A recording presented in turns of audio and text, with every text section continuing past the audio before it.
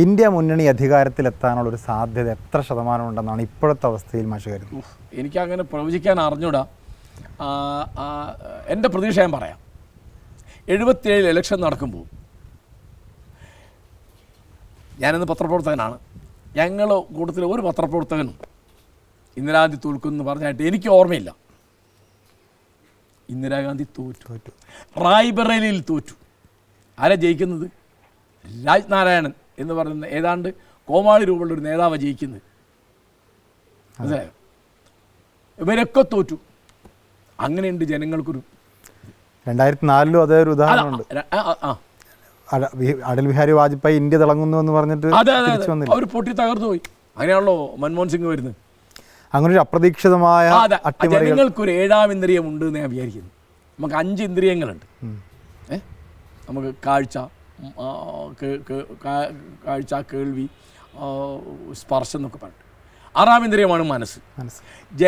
ജനങ്ങൾക്ക് രാഷ്ട്രീയത്തിൽ എല്ലാത്തിലും ഒരു 7ാം ഇന്ദ്രിയമുണ്ട്. ആ 7ാം ഇന്ദ്രിയം പ്രവർത്തിക്കും. അങ്ങനെ ഇവർ ഈ ക്ഷേത്ര രാഷ്ട്രീയവും പശുരാഷ്ട്രീയവും കൊണ്ട് നടക്കുന്ന ആളുകൾ തകരും എന്നാണ് എൻ്റെ പ്രതീക്ഷ. എന്താ തകരും ഞാൻ പറയാൻ കാരണം, അല്ലെങ്കിൽ ഇന്ത്യ ഒരു ഹിന്ദു രാഷ്ട്രമായിട്ട് മാറാനുള്ള എല്ലാ സാധ്യതയുണ്ട്. ഈ 400+ എന്ന് പറയുന്ന മോദിയുടെ ഇപ്പോഴത്തെ മുദ്രാവാക്യത്തെ എങ്ങനെയാണ്? 400+ എന്നുള്ള മോദിയുടെ മുദ്രാവാക്യം അദ്ദേഹത്തിൻ്റെ മോഹമല്ലേ?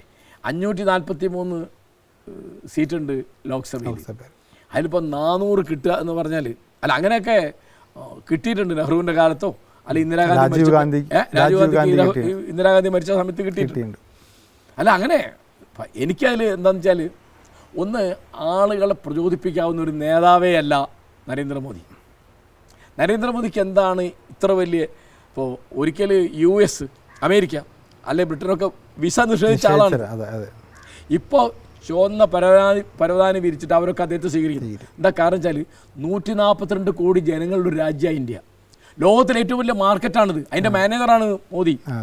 അത്രേ ഉള്ളത്. ഇന്ത്യയിൽ ഇപ്പോൾ BJPയുടെ ഒരു ആത്മവിശ്വാസത്തെ എങ്ങനെയാണ് കാണുന്നത്? അവർ ഉത്തരേന്ത്യ മുഴുവൻ പിടിച്ചടക്കി, ഇനി ഞങ്ങൾ ദക്ഷിണേന്ത്യയിലേക്ക് വരികയാണ്. ഇതിപ്പോൾ മോദി ചിലപ്പോൾ ദക്ഷിണേന്ത്യയിൽ മത്സരിക്കുമെന്ന് പറയുന്നു. ഒരു പക്ഷേ 130 സീറ്റുള്ള ദക്ഷിണേന്ത്യയിൽ ഞങ്ങൾ പകുതി സീറ്റും പിടിക്കുന്ന BJP പറയുന്നു. കേരളത്തിൽ തന്നെ 5 തവണ നരേന്ദ്രമോദി വരുന്നു, തമിഴ്നാട്ടിൽ പലതവണ പോകുന്നു. ഈ ഒരു ആത്മവിശ്വാസത്തെ എങ്ങനെയാണ് കാണുന്നത്? ശരി, അത് നമ്മൾ ശ്രദ്ധിക്കേണ്ട കാര്യം, ഇന്ത്യയിൽ ജനാധിപത്യം എന്ന് പറയുന്നത് ധനാധിപത്യമായി മാറിക്കൊണ്ടിരിക്കുകയാണ്. ധനാധിപത്യം.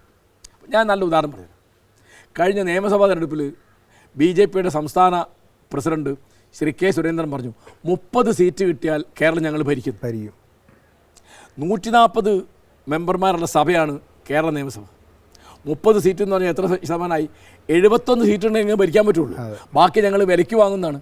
അപ്പോൾ വിലയ്ക്ക് വാങ്ങാവുന്ന, ഇപ്പോൾ എങ്ങനെയാണ് കർണാടകയിൽ BJP അദ്ദേഹത്തിൽ വന്നത്? Operation lotus. ഓപ്പറേഷൻ ലോട്ടസ് എന്ന് പറഞ്ഞാൽ എന്താ? ഓപ്പറേഷൻ ലോട്ടസ് എന്ന് പറഞ്ഞാൽ ഇതാണ്, ചാക്കിട്ട് പിടിക്കുക, പൈസ കൊടുത്ത് വിലയ്ക്ക് വാങ്ങാൻ. അപ്പോൾ പൈസ ഉണ്ട്. എങ്ങനെ പൈസ ഉണ്ടാകുന്നത്?